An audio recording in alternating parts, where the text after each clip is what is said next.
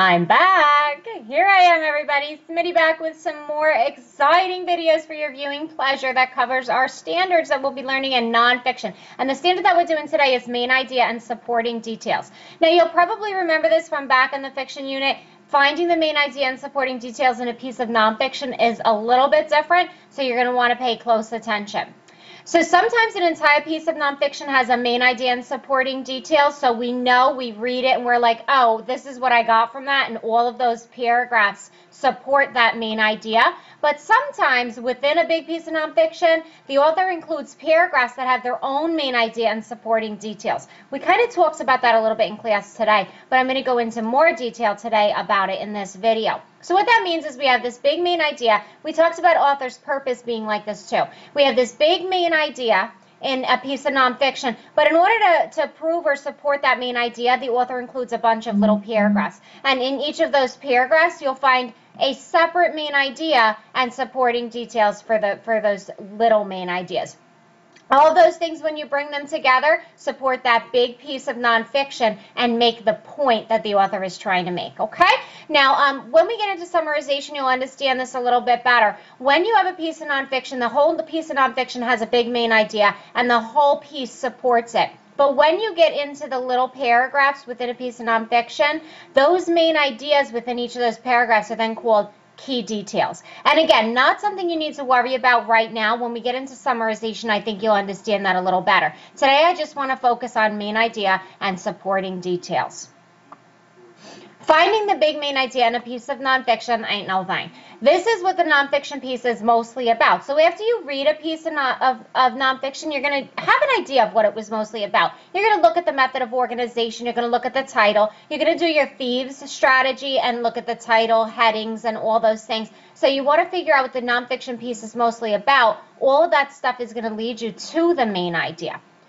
The content of the paragraphs will support this main idea. So you have this piece of nonfiction, it's about something, and then those paragraphs are going to support whatever it is about. They're going to take it a little bit further in each of those paragraphs and really help to drive that main idea home. What does that even mean? Well, let me tell you. Castles. Let's take a look at this piece of nonfiction very quickly.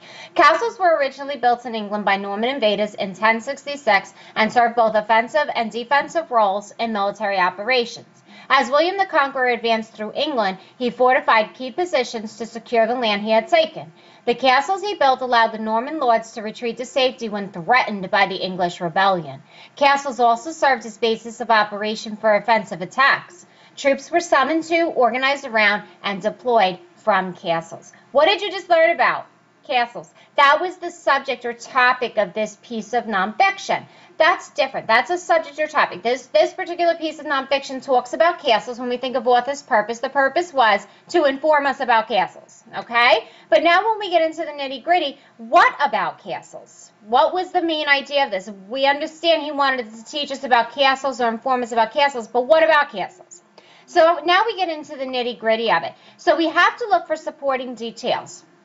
And within here, we see a few supporting details that all have something in common. They talk about offensive and defensive roles in military operations. So what's our first one?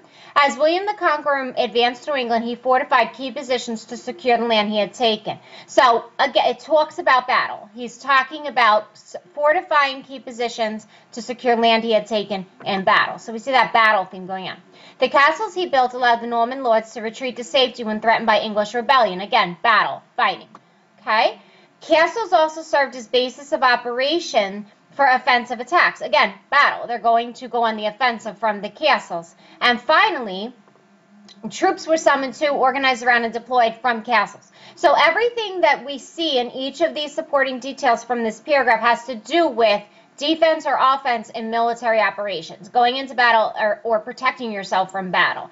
So those are our key details. So when we look at this paragraph to try and find the main idea based on these, we're only left with one sentence, and that's going to be our main idea. Castles were originally built in England by Norman invaders in 1066 and served both offensive and defensive roles in military operations. Bam, there's your main idea. Here's all the supporting details. They all talked about offensive and defensive roles in military operations, which led us to the main idea of the paragraph. So, did you get that? I'm sure you did, Sensei Cat says. Well done, grasshoppers. I love Sensei Cat. All right, that brings us to Chunky. Let's get Chunky. And you're all going to remember my Chunky Cat from Fiction main idea. I'm not Chunky, I'm Bob. Oh no, it cut off the top of it. Well, it says I'm not Chunky, I'm Bob, and it's a big fat cat. Did you get it? It's funny. All right, so now that we understand how to find it in like a big piece of fiction, we want to think about looking at paragraphs and chunks of paragraphs within a piece of nonfiction that contains paragraphs. What we just read was one paragraph, and there was supporting details and a main idea in it. But we have to look at entire pieces of nonfiction that are sometimes broken into paragraphs. So authors will make decisions about what to include in each of those paragraphs. What are those decisions? They separate paragraphs from other paragraphs because they convey their own main idea, and they chunk a group of paragraphs and sentences to convey a complete main idea. So you can have one paragraph within a piece of nonfiction that has its own main idea, or you can have several paragraphs all about the same main idea. And they all serve to do the same thing, support the big main idea of the essay or piece of nonfiction. Okay, so within those paragraphs and chunks are all the supporting details you need to figure out the main idea.